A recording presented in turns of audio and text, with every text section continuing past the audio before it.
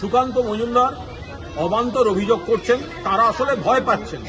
ত্রিপুরার বিজেপি নেতারা বাংলায় গেলে প্রশাসন সবাই সহযোগিতা করে, তারা ইচ্ছে মতো ঘুরে বেড়ান, যা ইচ্ছা বিবৃতি দেন। কিন্তু এখানে যুগে যুগে তৃণমূল কংগ্রেসের যারাই আসেন বা এখানে যারা তৃণমূল কংগ্রেস করেন তাদের উপর আক্রমণ হয়। আজও তাই হয়েছে, গাড়িগুলোকে বিদায় করে দেওয়া হয়েছে, গাড়ি মাঝপথে আটকে দেওয়া হচ্ছে। সুকান্ত মজুমদার, যদি আপনার লোকজন থাকে একটু লজ্জা থাকলে দেখুন না, বলছে প্রিপেড ট্যাক্সি গোটা আগরতলা এয়ারপোর্টে নেই। পাগল, তৃণমূল কংগ্রেস যাতে পয়সা দিয়েও গাড়ি না পায়, প্রিপেড ট্যাক্সি নাকি গোটা আগরতলা এয়ারপোর্টে নেই।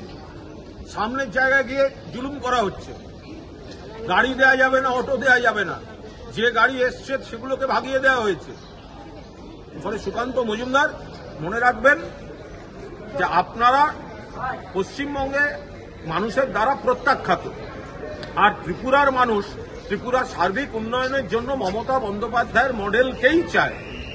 ফলে এই অবান্তর স্টেটমেন্টগুলো দেওয়ার আগে নর্থ বেঙ্গলে মমতা বন্দ্যোপাধ্যায় গোটা প্রশাসন, অন্যান্য মন্ত্রী দল সবাই আছেন, তার জন্য এই প্রতিনিধি দলে যারা আছেন তাদেরকেই নর্থ বেঙ্গল যেতে হবে কেন?